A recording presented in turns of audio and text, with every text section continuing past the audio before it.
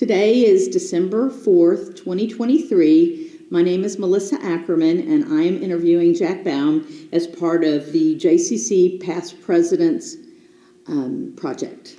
How are you today, Jack? I'm doing great. Thank you, Melissa. Thanks for putting this together. Oh, glad to help. How did you get to Dallas? What brought you to Dallas? I went to the University of Texas, and when I graduated, I moved to Dallas, and I've been here ever since. Where'd you grow up? I grew up about 75 miles from New York City in a very small town called Comac. So when I tell people I'm from New York, they initially assume that I'm from the big city, but I'm actually from a very small town. Is it upstate New York, or is it near the city? No, it's out on Long Island. It's called Comac, which you've probably never heard of. It's named after the Comac Indian tribe. Oh, interesting. Were you involved in the JCC when you were growing up? I was not. How did you get involved here? Well, a little over 30 years ago, both of my kids, Dana and Nathan, went to the JCC preschool. And we were thrilled to be involved in the J at that time. And Janet and I, my wife Janet and I, have tremendous friendships that were formed back when our kids were in preschool. And it started to influence our entire Jewish life in Dallas. What was the JCC's official name during your tenure? When I became president of the J, it was already the Aaron family JCC, and I became president in 2005, and I was president from 2005 to 2006, although, even though I came in as president, while I was president, we ended up changing titles. So we actually, the past presidents, as they're still called today, actually became chairman of the board, Okay. which is appropriate. And our board felt like it was important to have Artie be the president and CEO of the JCC. And so Artie became president and CEO while I was the board chair. Okay, because that was one of my next questions, but you got me there. Who were the various leaders during your tenure? We had great leaders. So before my time, Jeff Seymour was the president of the JCC right before me, and I took over from him. Stuart Prescott was before that, Kenny Goldberg. I mean, we have a long list of many terrific presidents, and in my tenure, leadership-wise, we had people like Ruthie Shore, and we had people like Mark Creditor, and we had people like Scott Miller, who all preceded me, and as officers. And then in my tenure, my vice presidents were Wendy Stanley, Dan Prescott, Yannette Hogue, who was a past president herself, and also Alan Perkins. And so we had a great group of lay leaders during my tenure. And what was the relationship like between the J and the Federation at that time? Yeah, so when I became involved in the JCC from a leadership standpoint, the JCC was having tremendous financial troubles and was under a tremendous amount of financial pressure. That came about through several different things, and the relationship we had in those days with both the Federation and the Foundation was terrific. The Federation actually increased our funding during our toughest hours, and the Foundation actually lent us money that eventually, through performance, we could turn into a grant. And they were absolutely terrific about it, and I applaud the leadership at the Federation and the Foundation at that time. And it really helped us out a lot.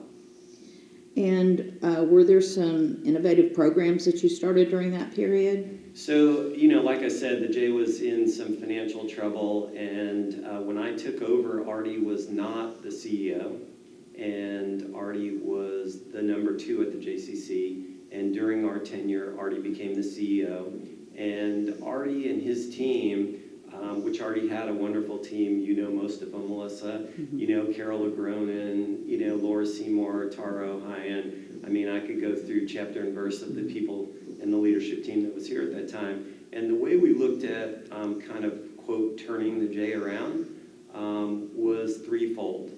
On one hand, we did need to raise money. And our approach was that we didn't want to burden the same 5 to 7 families as we'd done before. So we went out and we raised money from a very broad base of the community.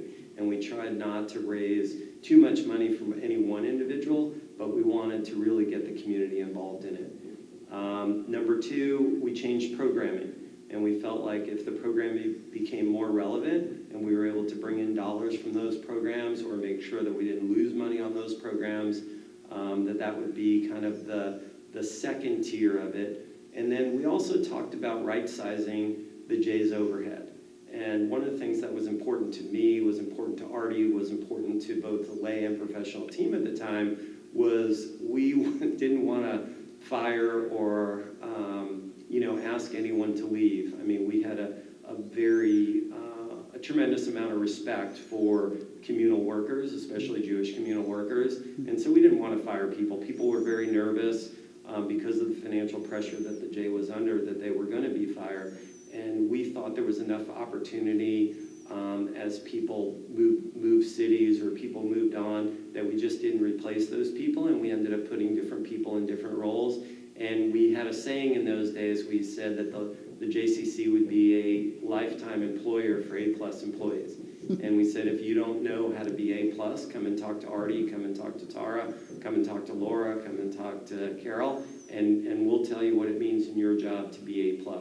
And so we really turned the J around with 3 things: right-sizing the organization on all levels of expenses, not just employees, by adding programming that became important and relevant, and by raising donor dollars.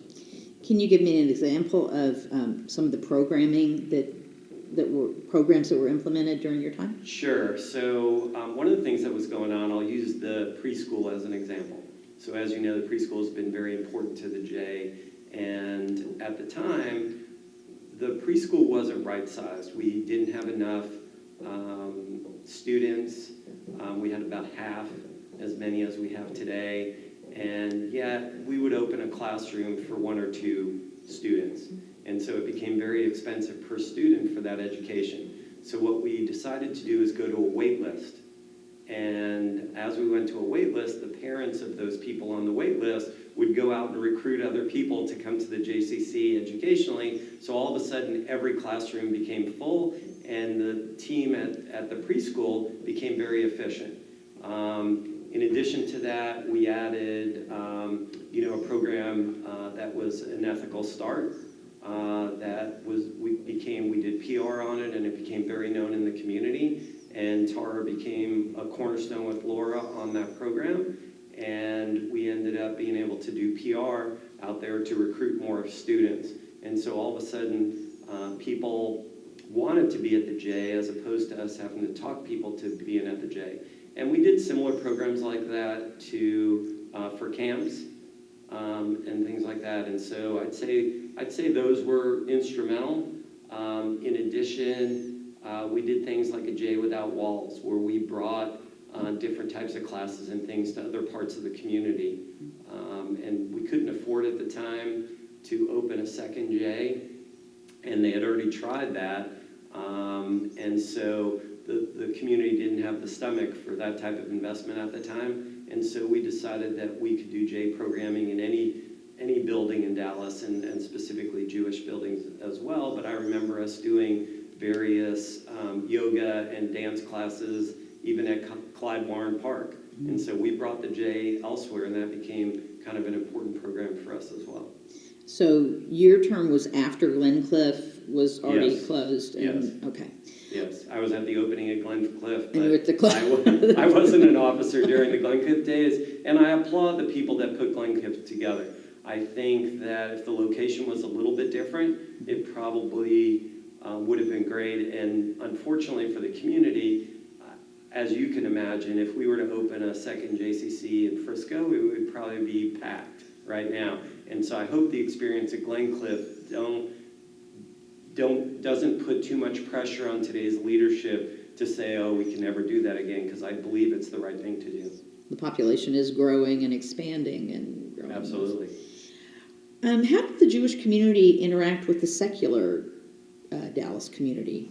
Yeah, so we had a good relationship with the secular community. I guess the best example of that from an organization to organization standpoint is we were a United Way funded agency.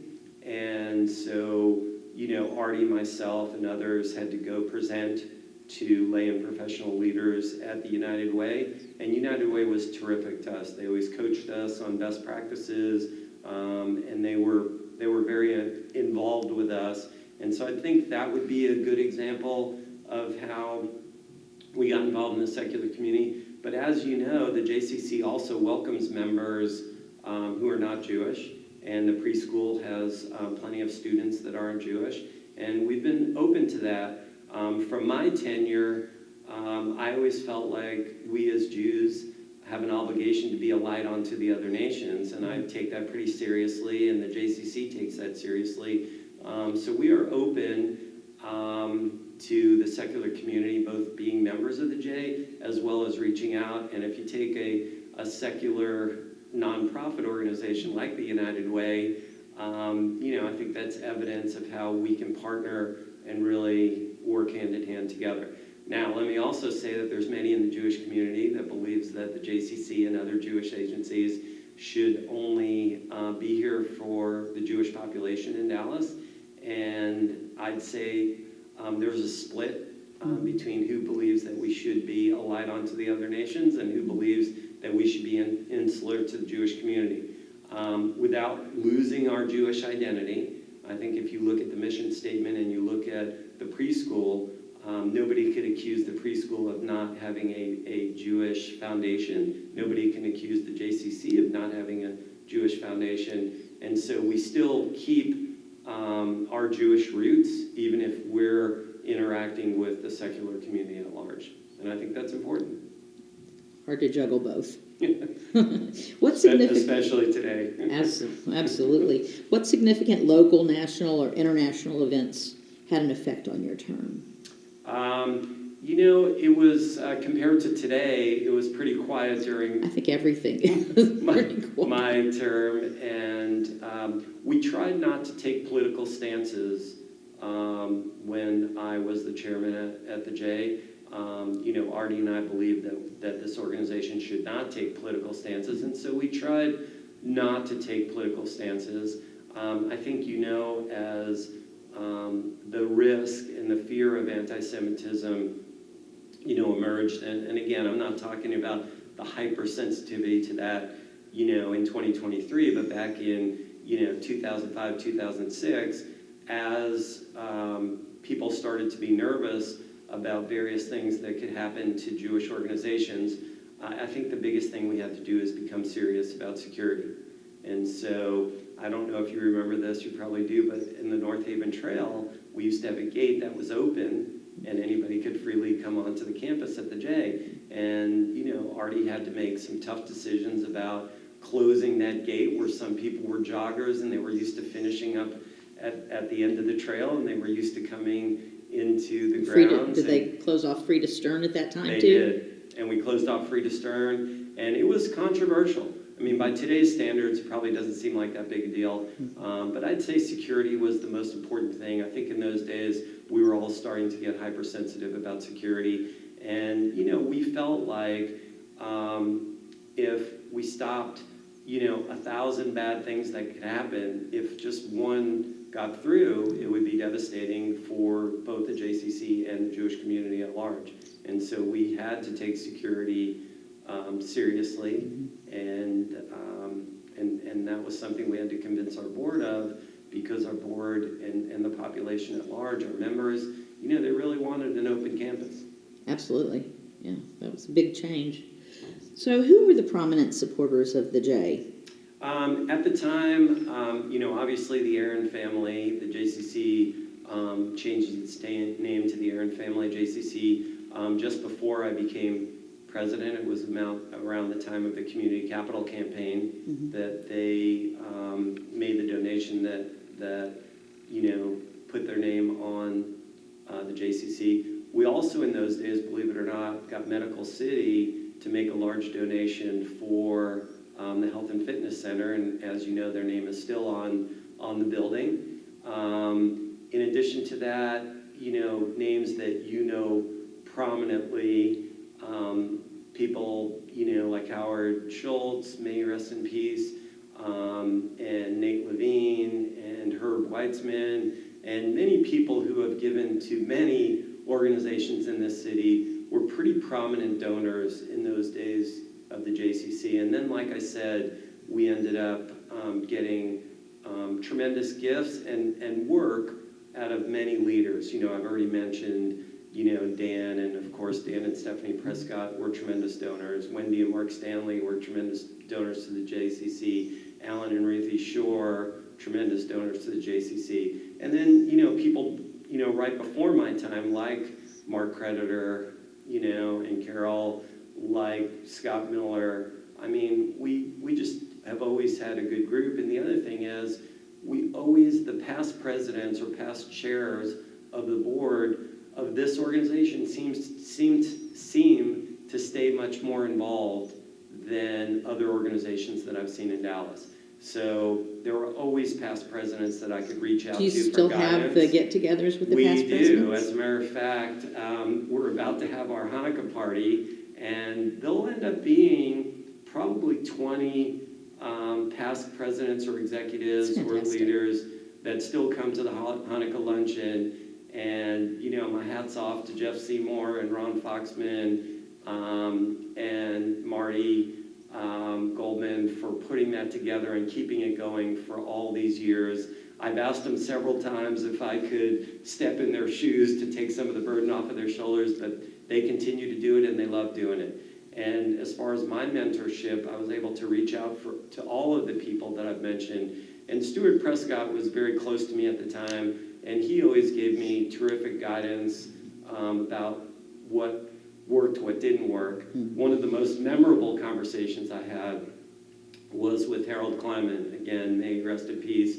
Harold was a great mentor of mine, and he said to me once, as Artie and I were going down this journey of trying to turn around the J, he said, listen, you're going to know when the JCC becomes relevant again to the community, because your membership will increase and your donations will increase and everybody will rally around the J. And when I walked away from that conversation, I thought, oh my gosh, that's such a big, tall task to change something like that. And sure enough, he was right.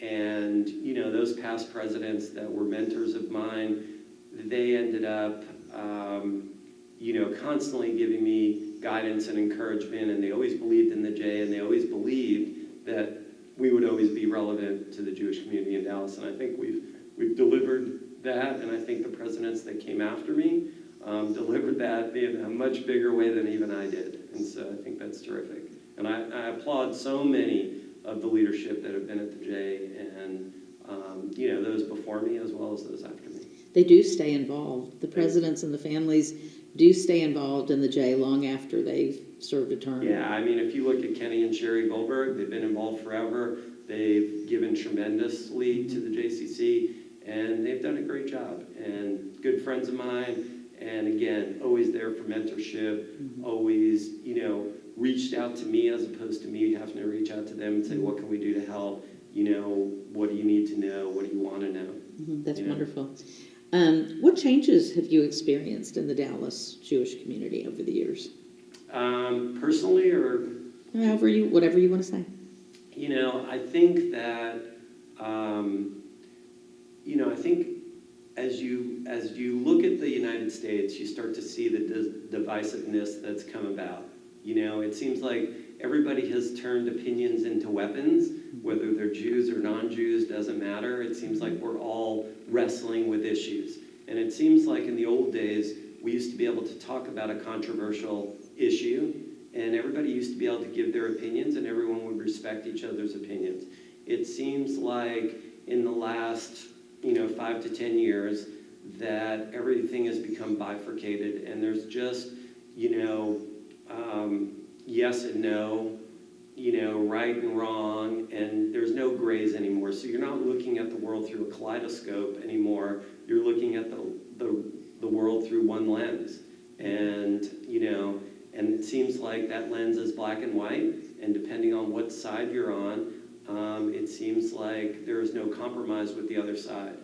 I grew up, when I was young, in an era where Ronald Reagan and Tip O'Neill compromised everything.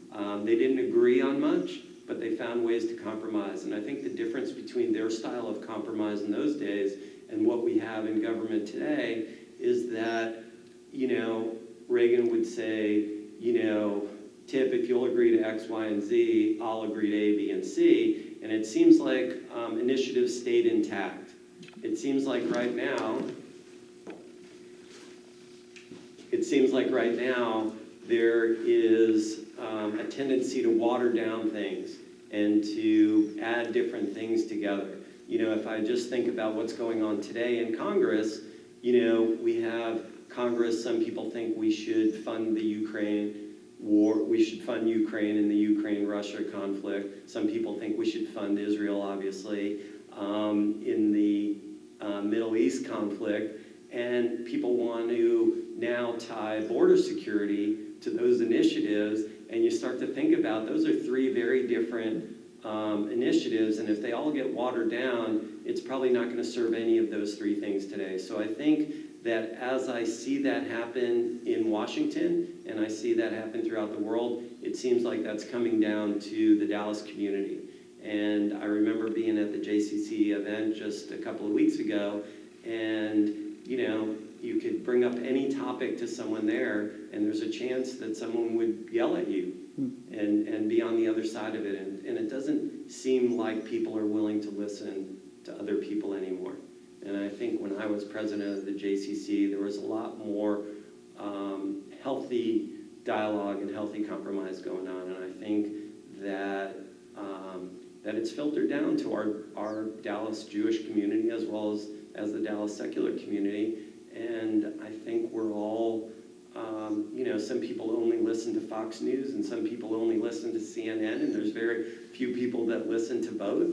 And so your ideas just get reconfirmed and reconfirmed and reconfirmed to the point where we can't discuss and dialogue and come to better solutions anymore. Sorry for that long-winded answer. No, this is crazy times. How has the J changed over the years? So I think that Jay has had to be really smart about what the trends are. If I just look at today and what they're dealing with today, I'll give a really easy example. As you know, pickleball has gone crazy in the United States. So the J can't be left out of that conversation. So all of a sudden, we're talking about how to invade our tennis courts in the short term with pickleball courts. And we're talking about building a new tennis and pickleball facility where pickleball is as much of that dialogue and conversation as tennis is, and that would have been unheard of before. And so I think that is indicative of how the JCC needs to look at the future and look to what trends are coming up. And they have to stay relevant. I mean, the things that are happening in the preschool, the things that are happening in senior programming here, the things that are happening in sports and fitness, I mean, we have to move with the times, and we have to make sure that we're being relevant to what's going on, or else the J's membership wouldn't be growing, which it is, and things would be dwindling. And I think just like in my day at the J, we had to figure out how to be relevant, as Harold Kleiman, tasked me to do and tasked our teams to do. I think today they have to look at the same thing, and they have to make sure they're maintaining their relevance. We've had the B event going on since 2005, and it's probably time that we reinvent it. And it's probably time that we say, okay, how can we mix this up, and how can we energize a younger population, and how can we make sure that we keep young people involved in the J? I mean, one of the greatest things about the Goldberg preschool is that if we can figure out how to attract young families at that age, they're going to be members of the J forever, just like Janet and I are. Mm-hmm. Are your kids involved in the J? It's a great question. My daughter just moved here, and she is actually right this minute looking for what programs to get her kids involved in the J, and so it means a lot to her. And so yes, I mean, our kids are involved at the J, and again, if we do a good job as the JCC, they shouldn't be involved because Janet and I were involved. they should be involved because it's relevant to them. And so as they look for various programming that's meeting their needs, they're becoming more and more involved at the J. Were you involved during the first Maccabia?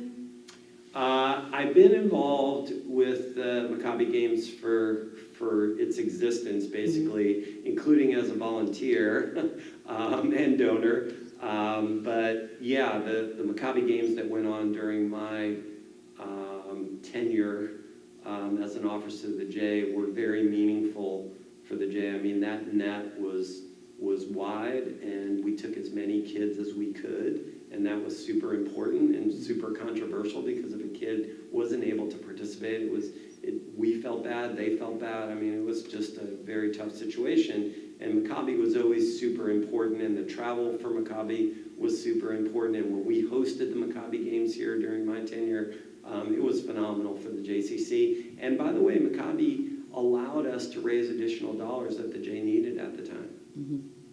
During the struggle, the times of struggle? Yes. Right. Okay. Yeah, I was fortunate, again, for those past presidents that came before me that queued up the Maccabi Games. I was the beneficiary of it, and Artie was the beneficiary of it because of their hard work before. Besides Artie, who were some of the key staff you've worked with over the years? So obviously Laura Seymour. I mean, there's nobody been here longer, and there's nobody that has given the kind of impact to this community that Laura Seymour has given. So obviously I would call her out. Tara Ohayon, who runs our preschool and is now, kind of a VP right underneath Artie. Tara was elevated during my tenure. Wasn't because of me, it was because of Artie, but she was elevated during my tenure, and we ended up hiring a consultant for the school to really up our game on an ethical start and several programs. And our consultant told me that out of the 157 JCCs in the United States, that Tara Ohayon was #1 in her mind for running a preschool. And so we got super fortunate. So Tara was here. Carol Agronin came in, and obviously we had some financial issues at the time, and she really whooped the finance and accounting departments into shape, and she was instrumental. I felt so fortunate that she started in my day, and how much meaning that she made. And I also think that it's hard not to mention Austin. I think Austin Holly has been, through thick and thin, he's run the tennis program and kept it relevant, and there's a lot of people that are involved in that program, and a lot of people touch the J because of that. There's modern leaders today like Daniel and others that have moved up, and they've all been terrific. I mean, I can't say enough about the team at the J. You may know Scott Braswell, who came into the J from San Antonio. He worked underneath Artie. Artie mentored him, and he's now running the JCC in Orange County. So we feel like as our team goes out to other Js, we're even having an influence in Orange County. So nice. I think it's really good. So tremendous leaders. And on the lay side, we've already talked about it. Yes. Good partnerships there. Mm-hmm. In relation to your time at the JCC, of what are you most proud? I think I'm most proud that, when you look at a nonprofit organization, most of the time the lay leaders and the professional leaders operate in somewhat of a cloud. And nonprofits are an interesting org structure because you never quite know if the lay leaders are leading or the professional leaders are leading. And I think Artie and I learned together, and we created a tremendous org structure where the lay leaders understood that we were paying professionals to run the organization, people like Artie. And as far as I was concerned, Artie had the last word, and Artie's team had the last word in the programs that they were running. And I think the lay leaders were there for support. The lay leaders were there as sounding boards. The lay leaders were there to bring strategic ideas to the table. But to be honest with you, we drew a pretty hard and fast line between lay and professional leadership. And at the time, that was pretty unique for Dallas. Most of the time, boards think that, all of the employees at a nonprofit organization are there, to serve the board. And I actually think it's probably opposite of that. I don't want the board to take away their responsibility of making sure that they manage the CEO. But as long as you're keeping the CEO in that position, I think the board's there for support. And I was fortunate to be partnered with Artie because I always get a lot of credit for the tremendous success that the JCC had while I was an officer. But the truth be told, it was all about Artie and his team, and I just got very fortunate that Artie was the CEO during my tenure. Is there anything else that you'd like to talk about that I haven't asked about? I think that going forward, the J needs to make sure that they keep their finger on the pulse of the changes in the community and make sure that they stay relevant. I think Harold Kleiman's advice to me is still true today. And I think his wisdom, will carry on in this community for a long time. And I just hope that the JCC has many more successful years ahead of them. They have not gotten into financial trouble since 2005, and I applaud everyone that's come after me, both on the lay side and the professional side, to make sure that the JCC is constantly building their endowment and securing their future. And I think they've done a wonderful job, and I think this is a tremendous asset to not only the Jewish community, but the community at large. Well, Harold Kleinman was a very wise man, and thank you, Jack, for sitting down and talking to me. I've really enjoyed it. Oh, I appreciate you asking me, Melissa. Thank you.